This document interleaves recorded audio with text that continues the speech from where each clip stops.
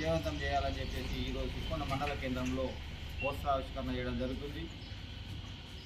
139 సంవత్సరాల క్రితం 1886లో 8 గంటల పని దినాలు కావాలని చికాగోలో పెద్ద ఎత్తున కార్మికులు పోరాటం చేసిన ఫలితంగా నేడు మేడే కార్యక్రమాన్ని జరుపుకొని 8 గంటల పని దినాన్ని సాధించుకోవడం జరిగింది. కానీ నేటి ప్రభుత్వాలు, నేటి పాలకులు ఆ 8 గంటల పని దినాన్ని కాదు 12 గంటలు చేయాలని చెప్పేసి కేంద్ర రాష్ట్ర ప్రభుత్వాలు 44 కార్మిక చట్టాలను 4 కోట్లుగా విభజించి ఈరోజు 15 చట్టాలను కానరాకుండా రూపుమాపే కార్యక్రమం మొదలుపెట్టింది.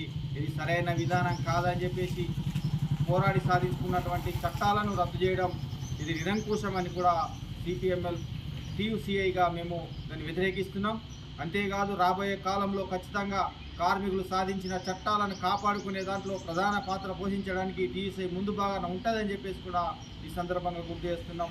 మేడే కార్యక్రమాన్ని పెద్ద ఎత్తున కార్మిక లోకమంతా హాజరై దర్పల్లి మండల కేంద్రంలో పెద్ద ర్యాలీ బహిరంగ సభను కూడా విజయం చేసుకోబోతున్నాం. దీన్ని విజయవంతం చేయాల్సిందిగా ప్రజానీకానికి, కార్మిక లోకానికి, రైతాంగానికి పిలుపునిస్తా ఉన్నాం.